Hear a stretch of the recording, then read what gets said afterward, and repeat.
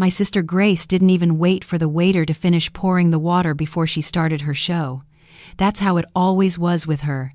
Every room was a stage, and every moment was her spotlight. She lifted her champagne glass, smiling like a shark pretending to be polite. "At 34 and still single?" she said loudly. Loud enough for every table in that restaurant to hear. Loud enough for people to turn and stare. Then she tilted her head and added, "You'll die alone." Mom didn't stop her. Dad didn't flinch. My aunt even hummed a sad little sigh. It was the same script they'd repeated for years. My life, my timeline, my choices. All somehow an embarrassment to them. But today wasn't like the other days.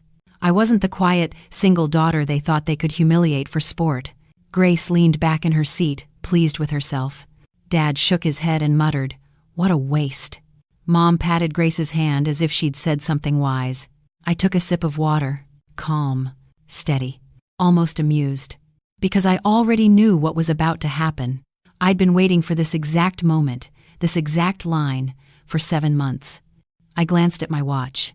Right on time. A 30-second silence settled over the table. Grace smirked at me like she'd finally won the lifelong competition she created in her head. "You know," she added, "it's not too late to freeze your eggs. I mean, if any clinic will take you at your age." I almost laughed. Not because the insult hurt, but because our nanny was texting me, "We're at the door. Ready? Ready?"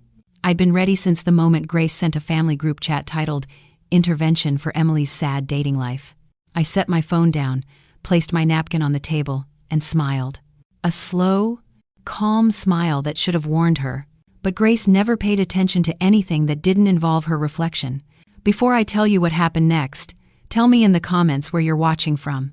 And if you've ever had family talk down to you, hit like and subscribe, because what happened next shut every single one of them up. The double doors at the front of the restaurant swung open. At first, nobody noticed. They were too busy watching Grace perform. Then the hostess said, "Right this way, Dr. Hale." Dad perked up. Mom blinked. Grace kept talking about egg freezing. And then, my husband walked in, 6'2", scrubs under his coat, hospital badge still clipped to his chest, hair slightly messy from a 12-hour trauma shift.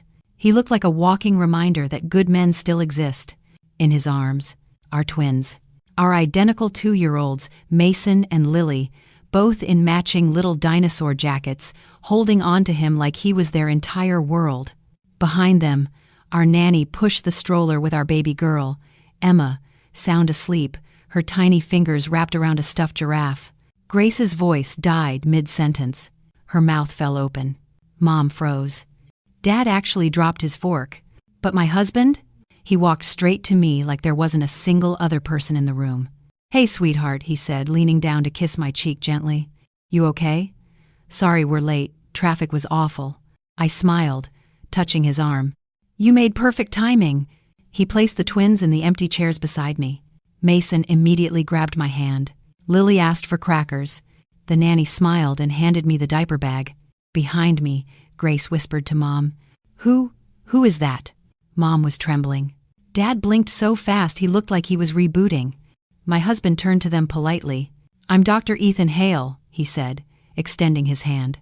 Emily's husband. Dead silence. It was glorious. Grace looked like someone had unplugged her brain. Mom looked like the floor had disappeared under her feet. Dad stared at Ethan's hospital badge as if trying to decide whether it was real. Then Grace finally choked out, "But Emily's single." My husband gave her a confused look. "Single? We've been married 7 months." Mom gripped the edge of the table. Her voice wavered. "You got married? Without us?" I nodded calmly. "Yes." Grace nearly screamed. "Why didn't you tell us?" "You didn't ask," I said softly. And any time I tried to talk about my life, someone told me how I was failing at it. Dad pointed at the stroller, eyes wide. "That's a baby." "Emma," I said proudly. "She's 5 months old." The nanny lifted her gently so they could see her. Emma yawned and stretched like a tiny princess. Mom covered her mouth with her hands. "You have 3 children?" "Yes," Grace sputtered. "Twins? A baby? A husband? How? When? How?" Ethan placed his hand on my shoulder. We met during her research internship at the hospital, he explained. I fell in love with her the moment she corrected a surgeon's math during a trauma simulation. Grace blinked, like her brain was crashing. Mom finally found her voice. Why didn't you tell us? I leaned back, letting the truth settle like a stone dropping in a lake. You told me I would die alone, I said quietly. You told me no man would ever want someone like me. You laughed at the idea of me having a family. Grace swallowed hard. So, you hid all this? No, I said calmly. You just never cared enough to ask anything about my life. Not once. You only cared about judging it. Dad's mouth tightened. That isn't fair, he said weakly. Really? I raised an eyebrow. You called me a waste. 5 minutes ago. Dad opened his mouth, closed it, looked away. Grace tried again. But why didn't you bring him to holidays? Why didn't you? My husband answered for me. We tried, twice. Both times Emily left crying because of the way you spoke to her. Grace went pale. Mom looked down. People at nearby tables were staring, whispering, but I didn't care. For the first time in my life, I felt free. My twins tugged my sleeve. Mommy, can we show them our dinosaurs? I smiled. Of course, baby. Lily proudly held up her little green dino. Mason showed off the blue one. Grace stared at them like she was looking at aliens. So, you're a mom. I am, I said softly. A good one. Mom exhaled shakily. Emily, we didn't know. We thought you were struggling. I was, I said, but not in the way you think. I wasn't struggling with loneliness. I was struggling with you. Silence again. My husband bent down, kissed my forehead, and whispered, You handled that better than I ever could. I touched his hand. I've been waiting my whole life for this moment. Mom wiped a tear. Can we start over? I looked her dead in the eyes. Maybe, but only if you treat me the way he treats me. With respect. Behind me, Grace suddenly snapped. What did your husband say when he walked in? What did he tell you? I smiled. The kind of smile you smile when life finally gives you a little justice. I turned to Grace. He said, and then I let the moment hang in the air. Just enough suspense to make her sweat. He said, Let's show them who you really are. Grace's face fell. And for once, she was speechless. My husband walked into Mom's birthday lunch with our twins. My entire family froze. And Grace, the sister who said I'd die alone, finally shut her mouth. Grace stared at my husband like she had just seen a ghost crawl out of a Rolls Royce. She kept opening and closing her mouth, waiting for words to come out, but nothing came. Her confidence? Gone. Her arrogance? Dead. Her voice? Finally silent. My husband, Ethan, pulled up a chair for me like the gentleman he always was, then helped the twins settle. Lily Mason, he said softly, remember what we practiced? Use inside voices, okay? They nodded seriously. Inside voices, they whispered. Grace flinched. Mom gasped softly. Dad blinked at the twins like he had never seen a child before. Then Ethan turned to my family and said the kind of line that breaks people open. It's nice to finally meet the people Emily kept trying to love. Silence fell so loudly I swear the chandelier rattled. Grace's jaw twitched. I what? She never tried to. We didn't. She stumbled over her words like she had forgotten how forming sentences worked. Ethan raised an eyebrow. She didn't try? He asked calmly. She invited you to her graduation. You told her you wouldn't waste a Saturday sitting in a gym. Dad shifted uncomfortably. Now just wait a minute. And when she got promoted at work, Ethan continued, she sent the group text. Not one of you replied. Grace sank into her chair. Ethan's tone never changed. And when she told you she was dating me, Mom's head snapped up. What? She never said that. Ethan looked her dead in the eyes. She sent you a picture of us at the hospital gala. Mom blinked. Search her memory. Nothing. I don't remember that. She does, Ethan said. She remembers every time she tried. I placed my hand on his arm. Ethan, I whispered, it's okay. He looked at me. No, it's not. Then he turned back to my family. Emily's not alone because she failed. She was alone because you never bothered to see her. The words hit harder than any insult Grace had ever thrown at me. Dad cleared his throat. Emily, honey, this seems dramatic. You could have brought him home sooner. I laughed, one sharp, humorless laugh that startled even myself. Dad, I said, the last time I tried to bring someone home, you told me he looked like he couldn't afford a car. Dad reddened. I was joking. You weren't, I said. And I got the hint. Lily tugged my sleeve again. Mommy, she whispered, why is everyone so loud? I kissed the top of her head. They're learning something, I whispered. Mason nodded sagely, holding his dinosaur close. Learning is good. Mom's eyes softened at the twins' voices, but guilt flickered just as quickly. Emily, she said quietly, why didn't you tell us? About the wedding, the kids, all of it? Mom, I said, you were too busy telling me I was falling behind to notice I was building a life. Grace scoffed. Oh, please. If you were married 7 months, that means you kept it secret on purpose. Not secret, I corrected. Just private, because every time I opened up, someone at this table weaponized it. Grace crossed her arms. You make us sound like villains. Ethan leaned back, calm as ice. When you shame someone every holiday, every birthday, every visit, what would you call that? Grace's cheeks burned. She looked at Mom for backup. Mom didn't move. She just stared at Emma sleeping in the stroller. Then she whispered, That's our granddaughter. Her voice cracked so gently it almost broke something inside me. Yes, I said softly. She is. Can I hold her? For a moment, 7 months of resentment pressed against my ribs. Then I nodded. The nanny lifted Emma carefully and placed her in Mom's arms. Mom cradled her like she was holding something holy. Grace leaned forward. So you had kids already? Like, boom, 3? Twins are from IVF, I said. Emma is natural. Grace blinked. IVF? You did IVF? Yes. That's expensive. Ethan smiled. I'm a surgeon, Grace. It wasn't a problem. Her face froze. A surgeon. She mouthed the word like it was a foreign language. My dad cleared his throat, suddenly polite. What kind of surgeon, son? Trauma. Johns Hopkins trained. I relocated to Charleston to take over as chief next month. My dad's fork fell again. Ethan continued, wiping Lily's mouth gently. And your daughter is the most brilliant person I've ever met. If it wasn't for her research work, half the things we implement in trauma care wouldn't exist yet. Grace's eye twitched. So you respect her? He looked at her like she'd asked whether water was wet. Yes, he said. More than anyone. Grace swallowed hard. It was the first time in her life someone praised me in front of her, and she didn't know what to do with it. The waitress approached tentatively. Should I bring menus now? Or maybe cake?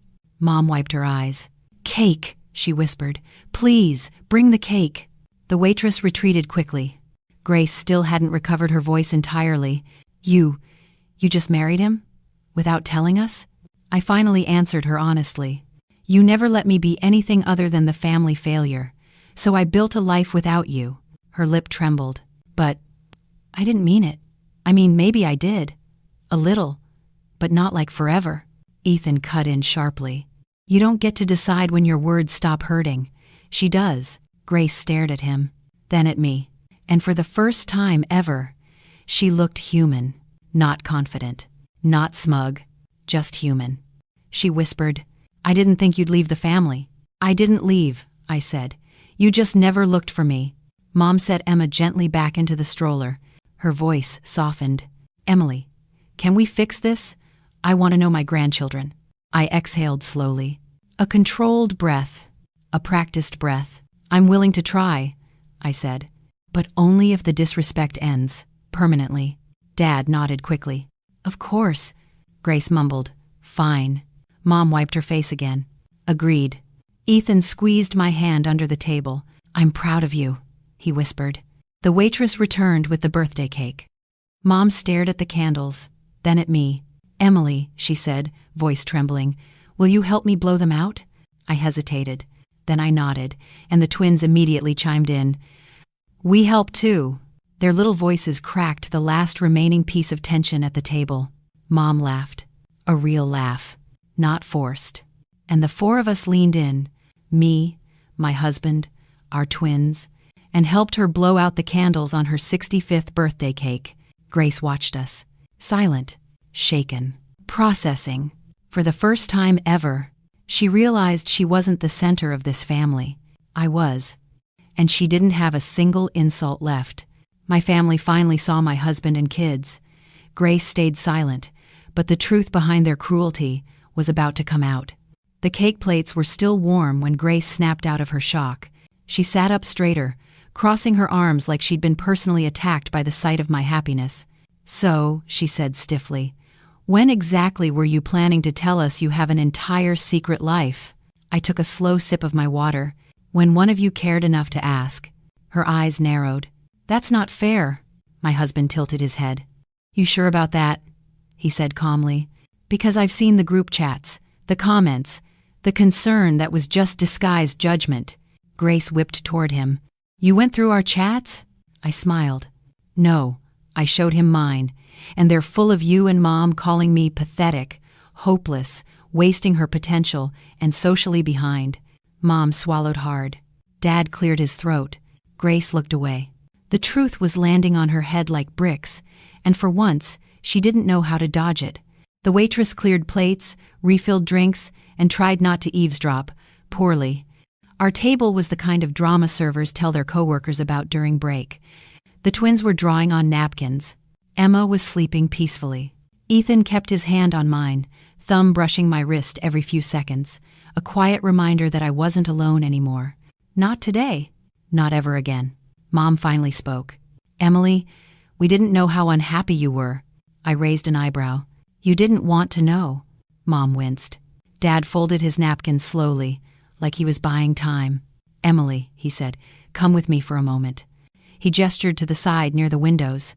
Ethan squeezed my hand under the table. "Want me to come?" I shook my head. "I've got this." Dad stood with his back to the restaurant, staring out at the parking lot like it held answers.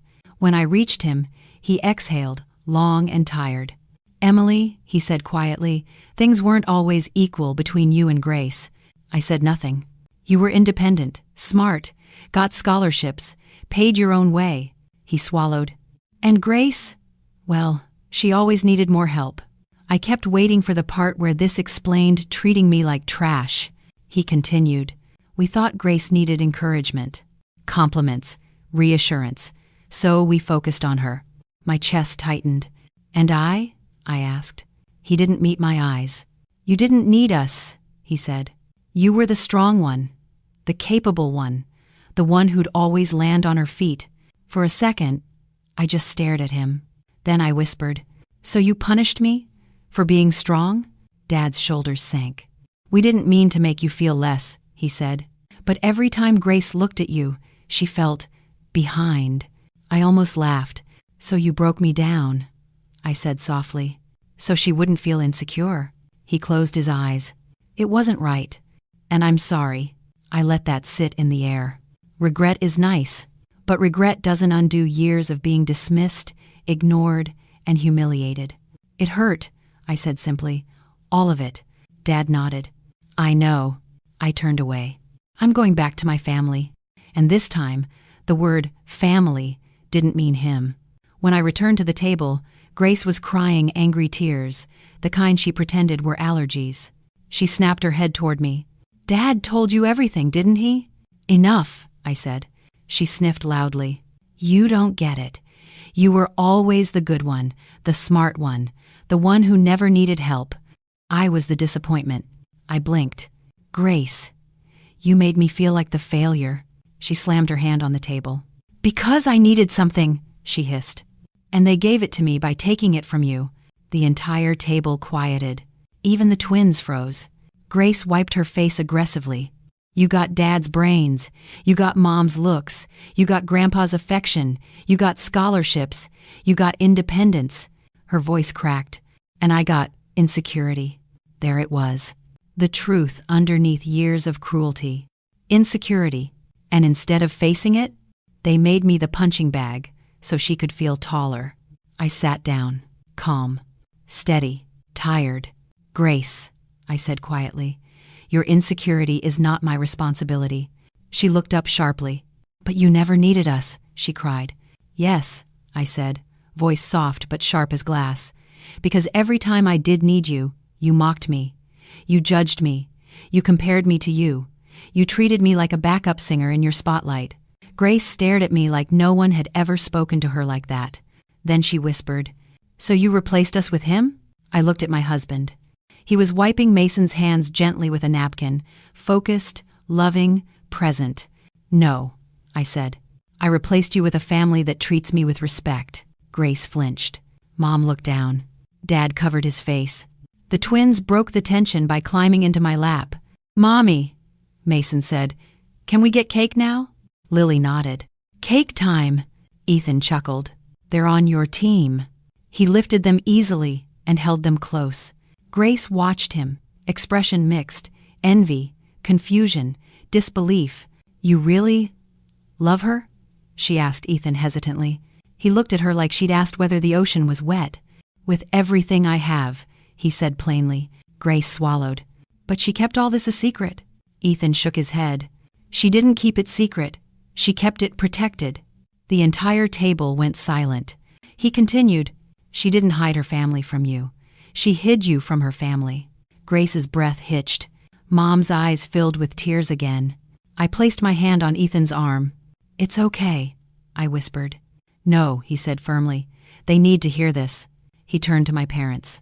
"You spent years making her feel small, years making her feel like she didn't measure up, years tearing her down because it made someone else feel comfortable." Grace stared at the table, defeated. "And then," Ethan continued, "she built a life that you had nothing to do with because she had to." Mom sobbed softly. "We didn't know," she whispered. "You didn't want to know," Ethan replied. "If you had asked her even once how she was doing, she would have told you." I touched his hand again. "Ethan, let me speak now." He nodded. I turned to my family. "I'm not angry," I said. "I'm tired. Tired of proving myself. Tired of begging for respect. Tired of pretending the things you said didn't hurt." Mom wiped her cheek. "What do you want from us?" she whispered. "Nothing," I said honestly. "I have everything I need." Grace winced like I'd slapped her. "But," I added, "I'm willing to start again. If, and only if, you treat my family with the respect you never gave me." They nodded quickly, desperately. "We will," Mom whispered. "We promise," Grace said. Dad nodded silently. Ethan kissed my temple. "You're incredible," he whispered. I wasn't trying to be incredible. I was just done being quiet. The twins climbed back into their seats. Emma began to stir. Grace took a deep breath. "Emily," she said softly, "I'm sorry." I didn't respond right away. Then I gave her one small nod. A beginning, not forgiveness. Not trust. A beginning. And sometimes, that's enough. My sister finally apologized. My parents stayed quiet. But the truth behind everything, why they treated me the way they did, still wasn't fully out. Not until that night. After the cake was cut and the plates cleared, the restaurant finally calmed down. Other tables went back to their conversations. But I could feel stray eyes drifting toward us. A husband walking in with 3 kids at the exact moment his wife was being mocked? Yeah, people were going to whisper about that for weeks. The twins were busy playing with their toy dinosaurs under the table. Emma was awake now, big blue eyes blinking up at the ceiling fan as Ethan rocked her gently. Grace stared at us like she was watching a reality show she didn't sign up for. I stood to stretch my legs. "I'm going to step outside for a minute," I said to Ethan. He nodded, kissing my forehead. "I'll keep them occupied." As I walked past the table, I felt Grace's eyes follow me. The second I stepped outside into the cool air, I finally breathed. Really breathed, like my lungs had been waiting all day for this oxygen. I leaned against the brick wall near the entrance. But I wasn't alone for long. 5 seconds. 10. 15. Then the door opened again. Grace stepped out. Her mascara was smudged, her breathing uneven, her entire body vibrating with something between anger, guilt, and fear. "I need to talk to you," she said quietly. I crossed my arms. "Then talk." She swallowed. "I know I was awful, mean, selfish, all of it, but you need to understand something." "No," I said calmly. "I don't need to understand anything. You need to explain it." Her lip trembled. "Fine," she whispered. It's because you were everything I wasn't. I blinked. What? You were the smart one, she said. The independent one. The one who got into honors classes. The one Dad bragged about in private even when he pretended not to in public. I frowned. Grace. She held up a shaking hand. You think I didn't hear him telling Uncle Mark that you were the one with potential? You think I didn't see Mom comparing us when she thought I wasn't listening? My chest tightened. Then why turn on me? I asked. Why not talk to them? Because, she snapped, pushing hair out of her face. Because it was easier to tear you down than compete with you. There it was. The truth I'd suspected my whole life but didn't want to believe. Grace wasn't cruel because she hated me. She was cruel because she hated herself. For years, she kept going. You being single, childless, and behind was the only thing that made me feel ahead. When you suddenly showed up today with a husband, a surgeon, and kids, you killed the one thing I still had. Her voice softened into a whisper. You ruined my identity. The words hit me like a cold wave. I stared at her. Finally, I said, I didn't ruin your identity. I just stopped being the version of me that made you comfortable. Grace's shoulders shook. I know, she whispered. I'm sorry, Em. I'm sorry for everything, but I don't know how to undo it. You start, I said, by treating me like a human being, not a scoreboard. She wiped her eyes roughly. That's fair. And Grace, I added, you don't get to be jealous of my life if you never let me have it. She actually laughed, a wet, broken sound that wasn't happiness. God, Ethan really loves you, she said. You know that? I looked down at my ring. I know. He never looked at me once, she added. Not with envy, not with interest, not with anything. Just respect for you. That's how men act when they actually love someone, I said simply. Grace nodded slowly. I'm working on it, on being better. That's all I need right now. She stared at me for a long moment, then whispered, Thank you for letting me try. For the first time ever, I believed she meant it. We walked back inside together. When I returned to the table, Mom was holding Emma again, her face soft and full of something I hadn't seen from her in years. Regret. Real regret. Not performative. Not dramatic. Deep. Emily, Mom said quietly, can I talk to you? I sat down. Ethan watched carefully, protective, ready if I needed him. Mom took a deep breath. I owe you the truth, she said. The full truth. Something in my stomach tightened. Dad reached across the table and took her hand, letting me know whatever this was, it was big. Your father and I, Mom began slowly. We made mistakes with you, big ones. I waited. She looked me dead in the eyes. You weren't supposed to be our difficult child. You were supposed to be our easy one, the one we didn't have to worry about. I stared, silent. She continued. We gave Grace all the attention because she demanded it, and we gave you none because you never asked. My throat tightened. Mom. No, she interrupted gently. Let me finish. She leaned closer. You didn't ask for help. You didn't beg for validation. You didn't fall apart. You didn't need hand-holding. You were strong. You were capable. You were fine. Something inside me cracked. And we punished you for that, she whispered. I blinked rapidly. My eyes burned. It wasn't fair, she said. We treated your stability like it meant you didn't need love. And the truth is, we were wrong. So wrong. Dad added softly, We're proud of you, Em. More than we ever said. A tear slipped down my cheek. I didn't know if it was relief, or rage finally leaving me, or grief for the years I lost. Maybe all of it. Then Mom said the line that broke me in the quietest, gentlest way. You built a beautiful life without us, and I'm so sorry we weren't part of it. Ethan took my hand under the table. I squeezed it. Hard. Mom leaned back, wiping her eyes. Please, she whispered, let us earn a second chance. Not just with you, but with our grandchildren. I didn't answer immediately. Then the nanny placed Emma back into my arms, and I realized something. I wasn't the lonely, desperate girl they remembered. I wasn't the forgotten daughter. I wasn't the weak one. I was a wife, a mother, a woman with a life they never imagined for me.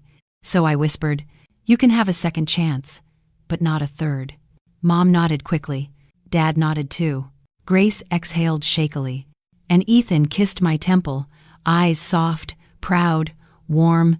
When we finally walked out of the restaurant, the twins were holding hands, Lily clutching her dinosaur, Mason humming to himself.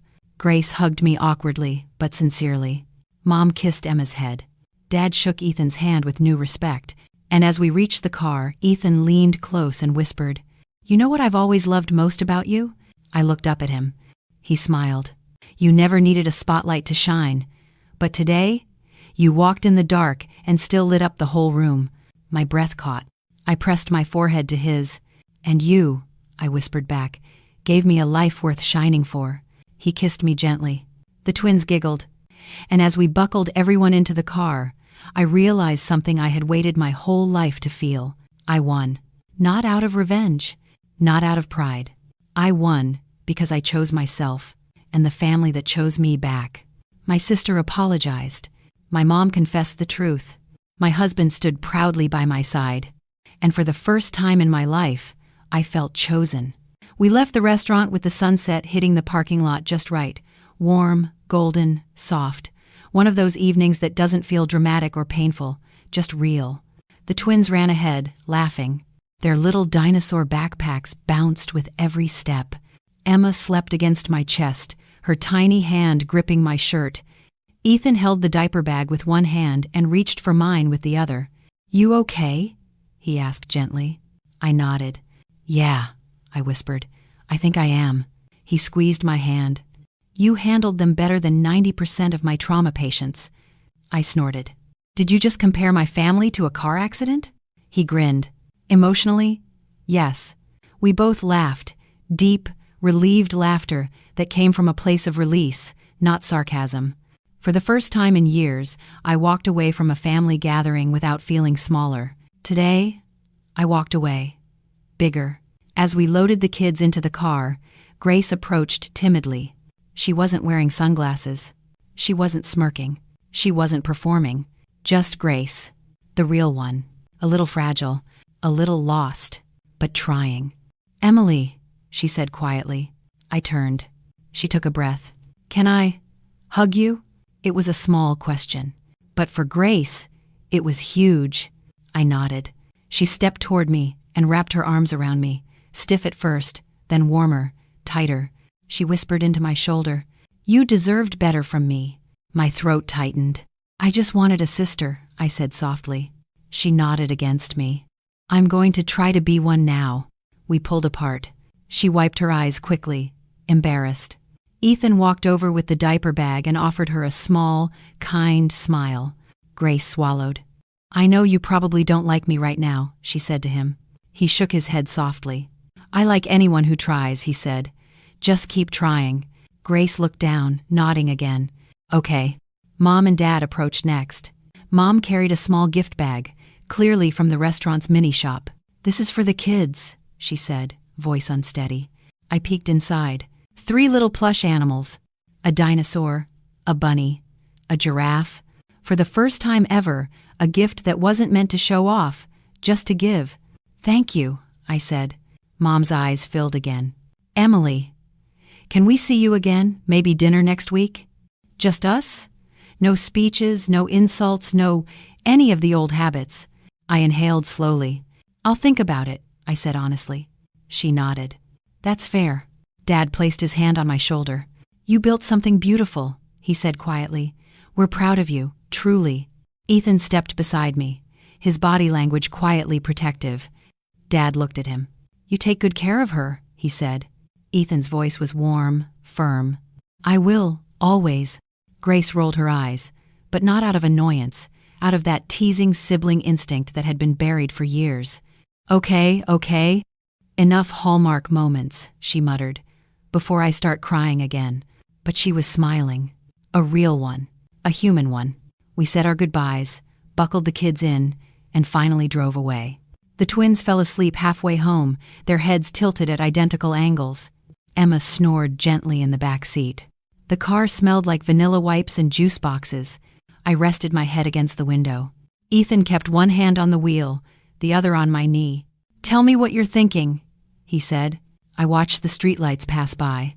I'm thinking, I finally told them who I am, I whispered, and it felt good.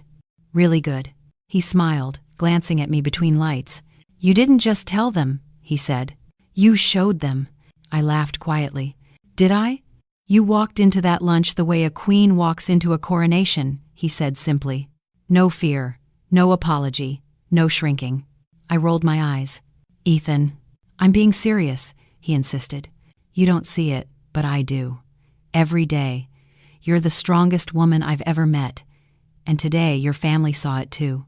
Something warm settled in my chest. I looked at him. Thank you for coming, I said. He squeezed my knee gently. I wasn't going to let you face them alone, and that right there was something I had never known growing up. Someone who stayed. Someone who protected. Someone who loved loudly. Someone who chose me every single time. When we pulled into our driveway, the porch light was on, the soft, warm glow we always kept lit for late nights. Ethan carried the twins inside, one on each shoulder. The nanny helped with the bags. I carried Emma, her small body fitting perfectly against mine. Our home felt different that night. Not because anything had changed, but because I had. For years, I'd let the way my family saw me shape who I thought I was. Unmarried, failing, behind, less. But none of that was true. I wasn't behind. I was building. I wasn't alone. I was learning myself. I wasn't insufficient. I was evolving.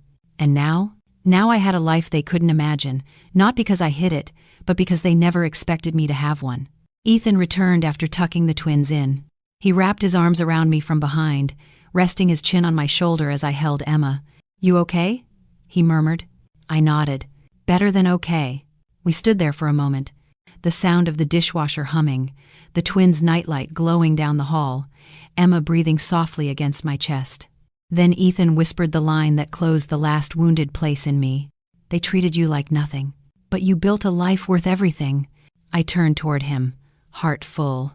We built it, I said softly. Together. He smiled. And then we kissed, slow, gentle, certain. Later that night, lying in bed with him, listening to the ocean-like sound of the white noise machine in the kids' room, I whispered into the dark, I'm glad they saw it. Ethan kissed my forehead. They saw you, he said. Finally. Not the version they created, I said. The real me. The only you I've ever known, he replied. I exhaled.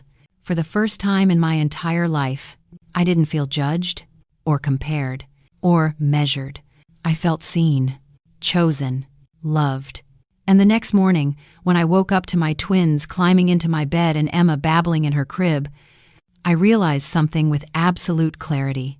I didn't need my family to validate me. I already had everything I ever wanted. A husband who loved me, children who adored me, a home full of laughter, a future I chose myself, and a voice, finally, that I wasn't afraid to use. Because I didn't die alone. I lived fully, loved deeply, and proved every single one of their predictions wrong.